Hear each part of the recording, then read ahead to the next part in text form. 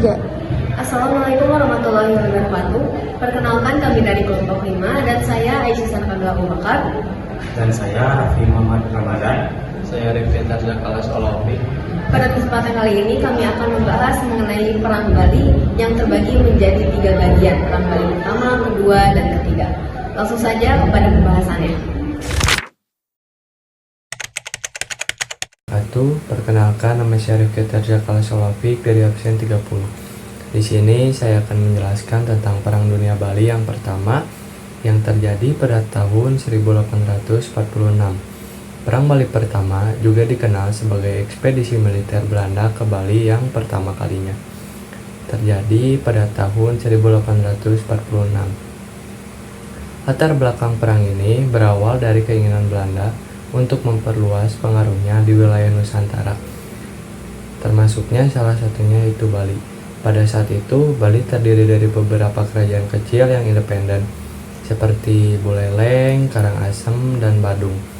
Salah satu isu yang digunakan Belanda sebagai alasan intervensi adalah praktik hak tawan karang yang diterapkan oleh kerajaan-kerajaan Bali. Hak tawan karang adalah kebiasaan menyita kapal-kapal asing yang terdampar di wilayah perairan Bali. Pada tahun 1846, Belanda mengirim pasukan ke Bali dengan tujuan untuk menghentikan praktik ini dan menundukkan kerajaan-kerajaan Bali di bawah kendali mereka. Ekspedisi pertama mereka diarahkan ke Kerajaan Buleleng, yang menjadi salah satu kerajaan yang paling kuat dan memiliki pengaruh besar di Bali Utara.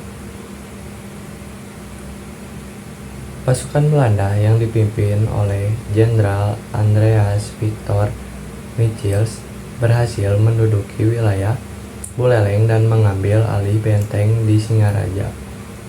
Meskipun demikian, Belanda mengalami perlawanan yang kuat dari rakyat dan pasukan Bali yang dipimpin oleh Raja Buleleng dan patinya, I Gusti Ketut Jelantik.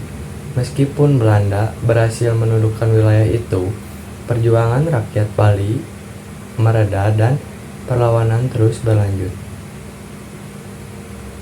Ekspedisi pertama ini sebenarnya tidak sepenuhnya mengakhiri konflik dan perlawanan dari kerajaan-kerajaan Bali berlanjut dalam bentuk Perang Bali kedua pada tahun 1848 dan Perang Bali ketiga pada tahun 1849, di mana Belanda akhirnya berhasil menundukkan beberapa kerajaan.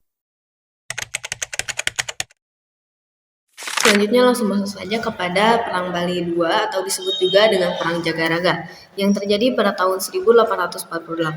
Perang ini berlangsung antara pasukan Belanda melawan pasukan Bali. Belanda memanfaatkan isu hak tawan karang di mana raja-raja Bali dapat merampas kapal yang karam di perairannya yang tak dapat disetujui oleh hukum internasional. Pasukan Belanda beranggotakan 2.400 prajurit, di mana sepertiganya merupakan orang Eropa dan sisanya adalah orang Jawa, Madura, dan ditambah dengan satu kompi beranggotakan orang kulit hitam Afrika. Angkatan tersebut mendarat di Sangsit Buleleng pada tanggal 7 Mei 1848. Orang Bali berjumlah 16.000 orang, termasuk 1.500 orang yang bersenjatakan senapan api di bawah pimpinan I Gusti Ketut Jelantik. Setelah Belanda mendarat, orang Bali menarik diri ke posisi mereka di Jagaraga. Belanda menyerang musuh di Jagaraga meskipun udara panas menyengat di Bali. Orang Bali menyerang balik dan menghalau pasukan Belanda.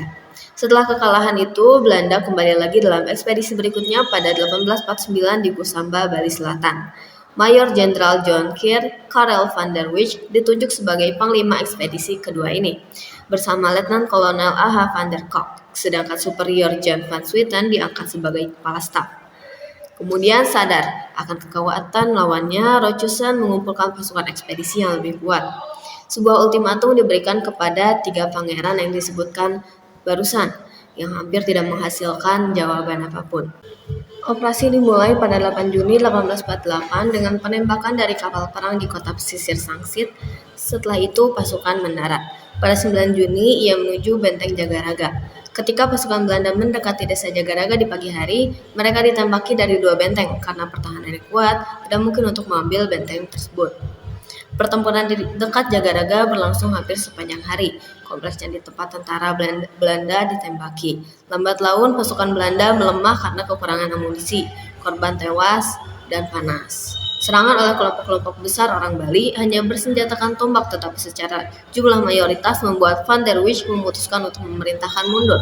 Karena dikejar hanya sebentar, sebagian dari mereka berhasil mencapai pantai Sangsit dan kapal perang. Dalam pertempuran ini, di mana pasukan Belanda telah kalah, banyak yang tewas dan terluka di kedua belah pihak. 2 perwira dikirim ke Batavia pada 10 Juni untuk melapor, disertai permintaan 2 batalion bala bantuan dan 1.000 kuli. Setelah 9 hari mereka kembali, namun permintaan tersebut tidak dapat dikabulkan. Gubernur Jenderal tidak berani mengirim bala bantuan karena kerusuhan politik di Eropa dapat juga melanda ke koloni. Ia lebih suka mempertahankan kekuasaan kolonial di Jawa dengan kekuatan penuh.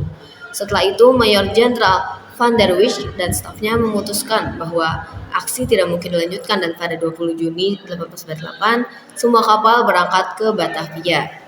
Tentara profesional, modern, dan dipersenjatai dengan baik waktu itu dapat dikalahkan oleh tentara rakyat yang terdiri dari petani yang tidak berpengalaman dalam peperangan, terutama dipersenjatai hanya dengan keris dan tombak.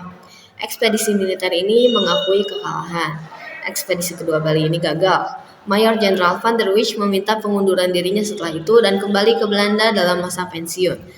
Namun Rochussen yakin bahwa pamor pemerintah Hindia Belanda harus kembali dalam jangka pendek, karena kalau tidak konsekuensinya politiknya bisa sangat merusak, tidak hanya di Bali namun juga di bagian Nusantara lainnya.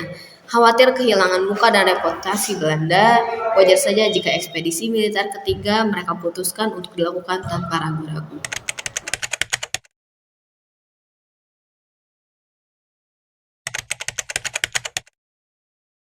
Saya akan melanjutkan pembahasan mengenai Perang Bali.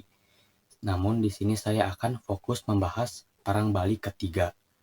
Perang Bali ketiga berlangsung pada tahun 1849 dan berakhir di tahun itu juga. Latar belakang perang ketiga ini yaitu hak tawan karang. Hak tawan karang itu sendiri adalah sebuah hak adat yang dimiliki oleh raja-raja Bali untuk menyita kapal-kapal asing yang terdampar di wilayah perairan mereka. Belanda merasa hak ini mengganggu kepentingan mereka, terutama dalam perdagangan dan penguasaan maritim. Ketika kerajaan-kerajaan di Bali menolak untuk menghapus hak ini, Belanda memutuskan untuk mengambil tindakan militer. Perang ketiga ini berfokus pada kerajaan Buleleng dan Kelungkung. Kerajaan Buleleng dipimpin oleh Gusti Ketut Jelantik yang menjadi simbol perlawanan Bali terhadap kolonialisme. Pasukan Belanda pertama kali menyerang kerajaan Buleleng. Meski mendapatkan perlawanan sengit dari rakyat dan pasukan Bali, pada akhirnya benteng Jagaraga yang menjadi pusat pertahanan jatuh ke tangan Belanda. Meskipun Buleleng dapat ditaklukkan, semangat perlawanan rakyat Bali tidak luntur. Setelah menguasai Buleleng, Belanda kemudian bergerak ke wilayah Karangasem dan Kelungkung, di mana perlawanan rakyat kembali terjadi. Di Kelungkung, meskipun kalah jumlah dan persenjataan, rakyat Bali tetap menunjukkan semangat pantang menyerah. Pada akhirnya, Belanda menguasai sebagian besar wilayah Bali. Meskipun Bali akhirnya jatuh ke tangan Belanda, semangat perlawanan yang ditunjukkan oleh rakyat Bali dalam Perang Bali ketiga ini menjadi simbol keberanian dan tekad untuk mempertahankan kedaulatan. Ai Gusti Ketut Jelantik meskipun harus mundur ke daerah pegunungan, tetap dikenang sebagai pahlawan perlawanan yang tak kenal menyerah. Perang Bali ketiga ini menandai akhir dari kekuasaan merdeka kerajaan-kerajaan Bali, tetapi juga menjadi inspirasi bagi perjuangan melawan penjajah yang terus berlanjut hingga masa. Jadi sampai di sini saja untuk video pembahasan Perang Bali. Mohon maaf bila ada kesalahan. Wassalamualaikum warahmatullahi wabarakatuh.